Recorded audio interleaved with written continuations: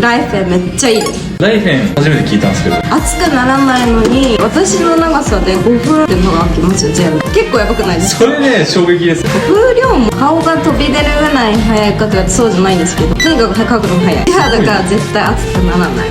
見た目も可愛いです。もういいとこしかない。おすすめです。おすすめ。あれやばい。確かに2万ぐらい。めっちゃコスパいいです。でもドライヤー結構大事じゃない？大事、めっちゃ大事です。軽いから旅行に持ってってます。そんなそう本当に軽いです。